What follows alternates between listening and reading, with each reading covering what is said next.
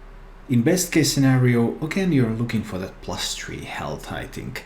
So in best case scenario it's a 5 mana 5/7, which is not bad. It's actually a really good stat line. It's just vanilla stats, but it's still really good. It can also be a 5 mana 6/5, which is not bad either. But then say you pick up Taunt, you have a 5 mana 5/4 with Taunt, so you actually just made yourself a Booty Bay bodyguard. Or if you pick up Stealth, you have a 5 mana 5/4 Stealth, so you actually just made yourself an inferior Strangleton Tiger. It's a card that's borderline usable. I'm going to give it a try in the early days. It might be good enough to see play, especially if we find that we need a bunch of activators for the quest, because this has the 5 attack. But if there are enough activators without this, then I think Druid of the Claw might see more play than this one. They're both competing for that 5 mana slot. Druid of the Claw can reliably be a 4/6 Taunt. It can also be a charge minion if you need that charge. You cannot never get charge from Adapt because charge is not being offered. So Druid of the Claw has certain characteristics which make it a lot more attractive card than this one. This one can sometimes shine, and it acts as a quest activator, so it's quite borderline. It needs to be tested. Then the next one is the giant Anaconda, a 7 mana 5/3 with a death rattle to summon a minion from your hand with 5 or more attack. I think this card is really bad.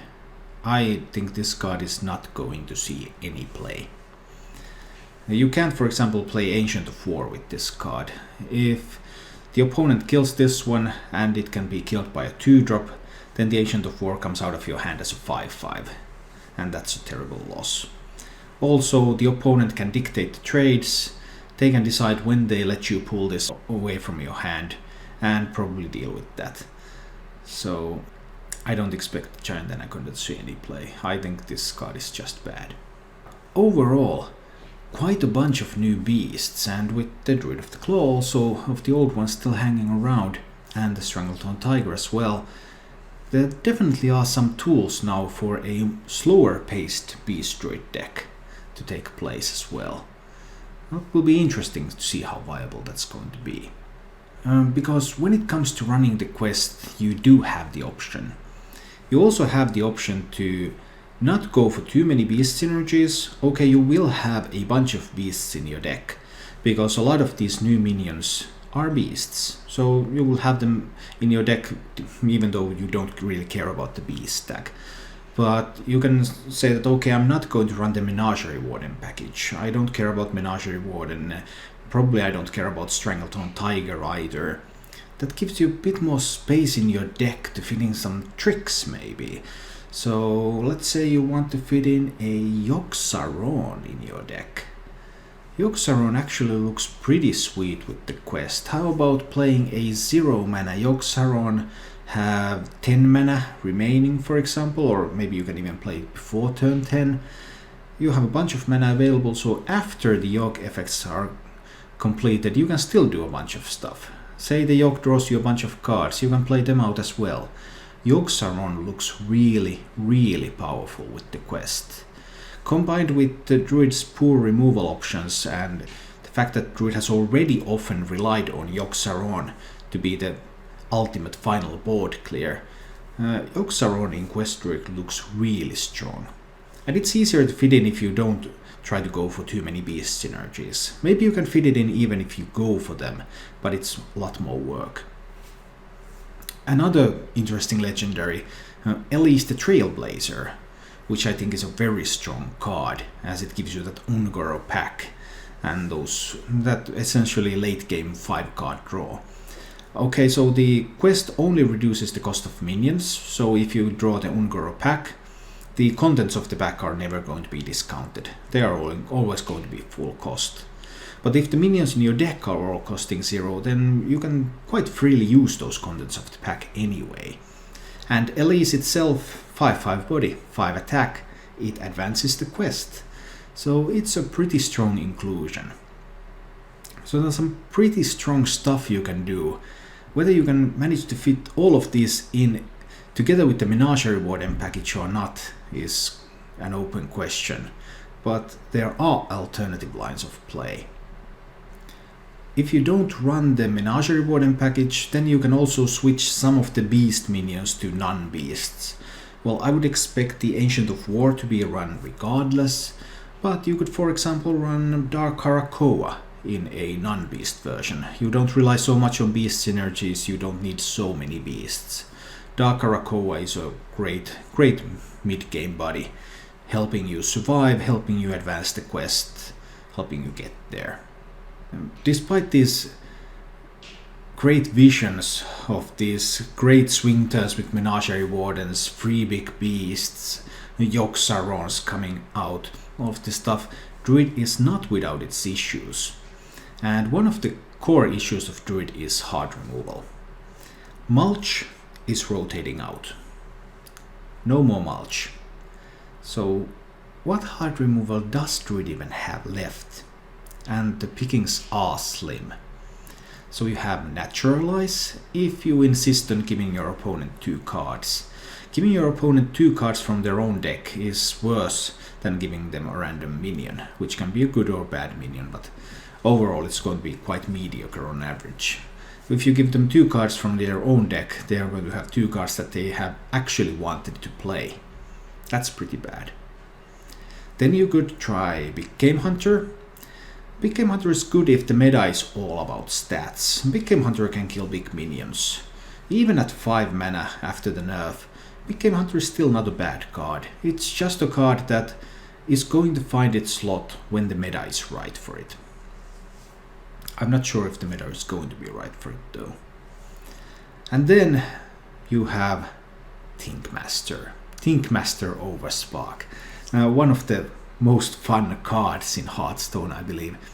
Thinkmaster Overspark actually had its highlights even quite recently, well before the Jades came, because Thinkmaster Overspark was used to counter cards like Cocoon.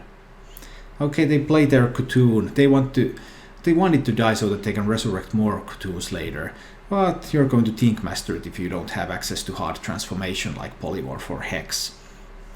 And Thinkmaster can still do some things. If Paladin becomes something, and right now it's very doubtful whether it will or not, but let's say they have that stealth killer Galvadon on the board, and you have no way to interact with that. Well, you have Taunt, so that's one way, or then if your board is empty, you just slam down Thinkmaster and no more Galvadon. So Thinkmaster is another option if the meta is right for it. But overall, the Druid hard removal options are very slim pickings, and that's also one reason why Yogg-Saron seems so important to Druid right now. Yogg-Saron, in the late game it can serve that board clear function. In the early game it cannot do that because you can't play it, but in the late game it can do that for you. Another issue that's coming up in the new standard for Druid is going to be card draw. Azure Drake is rotating out. Azure Drake has been stable in all Druid decks basically. It draws you a card, it gives you spell damage. Azure Drake into swipe, that has been the big move of Druid for a long time. So how do you replace that? That's going to be pretty rough. You still have Nourish and you still have Wrath. Those have been here all along and I expect to see them in the future as well. But replacing that Azure Drake swipe combination. One option could be to run Blood Mage Talnos. I expect that might be an option that's going to see some play. Or perhaps you're even going to replace that swipe with a Starfall for a little bit more damage if you don't have spell damage anymore. That kind of options are possible. As for pure card draw, well, Beast Druid has the option to run Mark of Yashurash. That might see some play. And then when we look at Journey to Ungoro, we look at the cards that were just revealed. There's this one card that at first seems a little bit tempting. It's the Bright-Eyed Scout. The Bright-Eyed Scout is a 4-mana 3/4 with a battle cry to draw a card and change its cost to 5. However, when you're actually building a deck list, you start to notice, okay, even in this kind of ramp Druid deck list, the median point is just around 5 mana. So you're equally likely to draw a card that's going to increase in cost or a card that's going to decrease in cost. Getting that rat in your hand and have it cost 5 mana, not good. Getting a Yogg-Saron that's going to cost 5 mana, awesome. But the probability is around even, so the effect overall is not that good. However, there is one more card draw card that has not seen a lot of play, but that could see play in this kind of Ramp Druid deck, and that's Lunar Visions from Mysteries of Gadgetzan. A 5 mana spell to draw 2 cards with minions drawn costing 2 less. And when you look at the probabilities, this one looks a lot better than the Bright-Eyed Scout. Because in a Ramp Druid deck you are running at least half of your deck is going to be minions. Maybe more than half of your deck is going to be minions. And on average, when you look, the cheap cards are typically the spells and the expensive cards are the minions. So getting that discount, when you draw 2 cards, it's likely that one of them is going to be minion. It's also likely that this one is going to be pretty expensive and you're getting that 2 mana discount on that. And that makes it a bit of a front-loaded arcane intellect. So it might be okay, it might see play.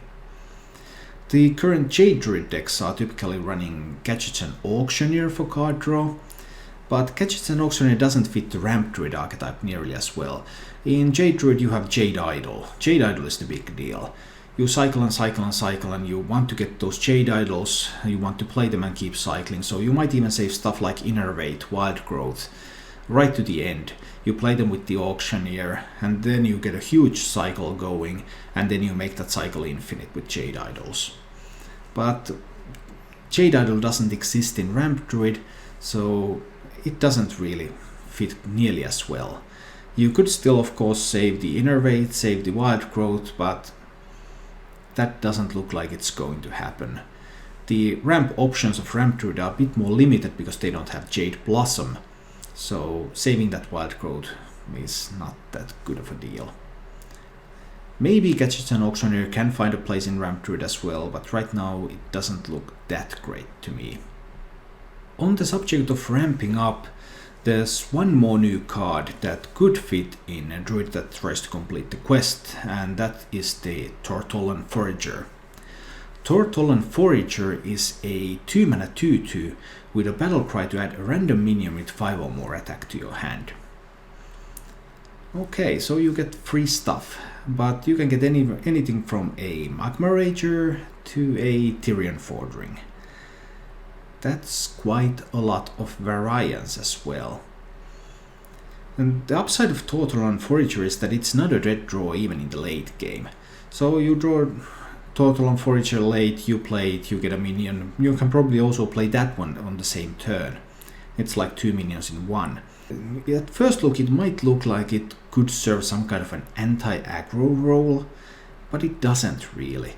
Because what does a Ramp Druid want to do on turn 2? They don't want to play a Tortollan Forager, they want to play a Wild Growth. They want to ramp up. So I'm not completely sold on the Tortollan Forager yet. For this video I have put together 2 sample theorycrafting deck lists on what could a Ramp Druid look like in the future. Of course, the specific choices depend. There are a lot of cards that you need to test, and it's also a matter of figuring out what the meta is going to be. Stuff like Blood Mage Talnos, stuff like Starfall. Neither of these have been included in these lists, but they might see play instead of Swipe even, if the meta is right for it. We just don't know yet. So there's a Beast Druid list. And this Beast Druid list is a very straightforward list with a plan. Complete the quest, draw cards, play combos with Menagerie Warden, win the game. Pretty simple plan, pretty straightforward list.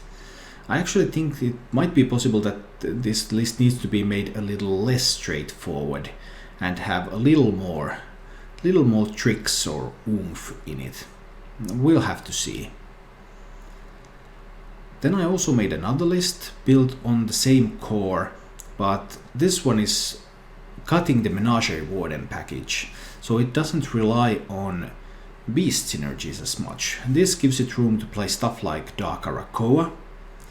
This gives it room to play stuff like Elise the Trailblazer and stuff like Yogg-Saron. And those give it some really powerful options and some really powerful tricks up its sleeve that may end up winning more games in the end. Or perhaps it's possible to combine the two lists, to find a way to fit in the Menagerie Warden package together with Elise, together with Yogg, at least one of the other, which would then probably be Yogg over Elise. So it's going to be interesting times. There's going to be a lot of testing to do, but definitely there are now ways to build potentially viable ramp druid decks, and I really look forward to seeing whether they can actually hold their own in action. Thank you for watching. If you enjoyed the show, please click the like button and subscribe to my channel for more.